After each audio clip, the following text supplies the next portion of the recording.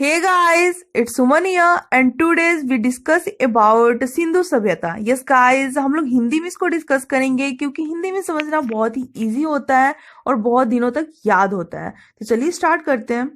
Radio carbon C14 जैसे नवीन विश्लेषण पद्धति के द्वारा सिंधु सभ्यता की सर्वमान्य तिथि 2400 ईसा पूर्व से 1700 ईसा पूर्व मानी गई है। यस गाइस, 2400 से 1700। सिंधु सभ्यता की खोज राय बहादुर दयाराम साहनी ने की।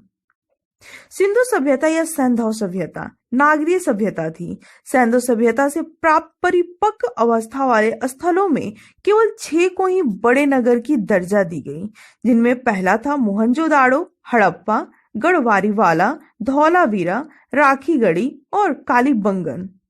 स्वतंत्रता प्राप्ति के पश्चात हड़प्पा संस्कृति के सर्वाधिक स्थल गुजरात में खोजे गए। लोथल एवं सुतकोतदा सिंधु सभ्यता का बंदरगाह था। मोहनजोदाड़ो से प्राप्त स्नानगार संभवतः सैंधव सभ्यता की सबसे बड़ी इमारत है। मोहनजोदड़ो से प्राप्त वृहत स्नानगार एक प्रमुख स्मारक है, जिसके मध्य स्थित स्नान कुंड 11.88 मीटर लंबा और 7.01 मीटर चौड़ा एवं 2.43 मीटर गहरा है। अग्निकुंड लोथल एवं कालीबंगन से प्राप्त हुई है। मोहनजोदड़ो से प्राप्त एक सील पर 3 मुख वाले देवता, जिन्हें पशुपति नाथ की मूर्ति मिली है, उनके चारों ओर हाथी, गैंडे, चीता एवं भैंसा विराजमान है। मोहनजोदड़ो से नर्तकी यानी डांसर की एक कांस्य मूर्ति मिली है। हड़प्पा की मोहरों पर सबसे अधिक एक श्रृंगी पशु का अंकन मिलता है। सिंधु सभ्यता की लिपि भावचित्रात्मक है। यह लिपि दाएं से बाएं की ओर लिखी जाती है। जब अभिलेख एक से अधिक पंक्तियों का होता है तो पहली पंक्ति दाईं से बाएं और दूसरी बाएं से दाईं की ओर लिखी जाती है। सिंधु सभ्यता के लोगों ने नगरों तथा घरों के विन्यास के लिए ग्रिड पद्धति अपनाई। घरों के दरवाजे और खिड़कियां सड़क की ओर न खुलकर पिछवाड़े की ओर खुलती थी। केवल लोथल नगर के घरों के दरवाजे मुख्य सड़क की ओर खुलते थे। सिंधु सभ्यता में मुख्य फसल थी गेहूं और जौ। सैंधव वासी मिठास के लिए शहद का प्रयोग करते थे। मिट्टी से बने हल का साक्ष्य बनमाली से मिलता है।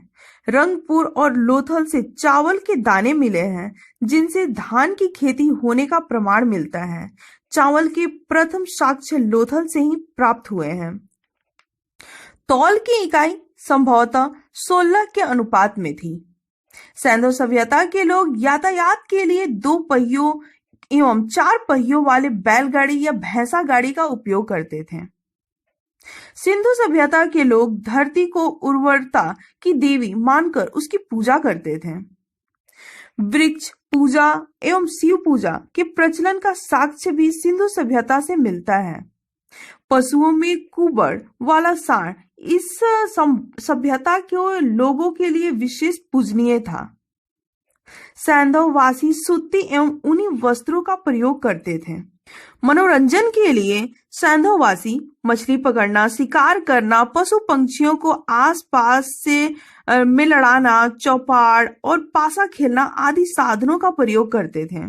सिंधु सभ्यता के लोग काले रंग से डिजाइन किए हुए लाल मिट्टी के बर्तन बनाते थे।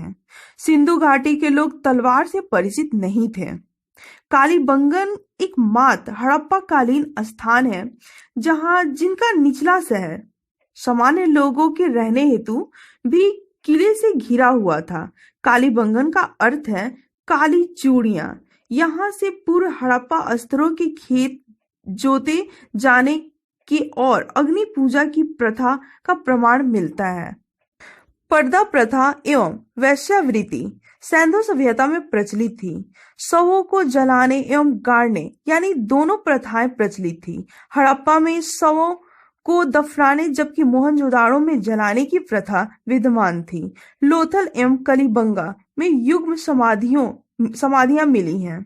सैंधव सभ्यता के विनाश का संभवतः सबसे प्रभावी कारण बाढ़ था। आग में पकी हुई मिट्टी को टेराकोटा कहा जाता है। गाइस, ये रहा सभ्यता सिंधु सभ्यता। तो गाइस ये तो मैं सारी बातें बताई सिंधु सभ्यता, जो मेन मेन टॉपिक थे, जो मेन मेन पॉइंट थे इससे रिलेटेड, मैं वो डिस्कस की हूँ।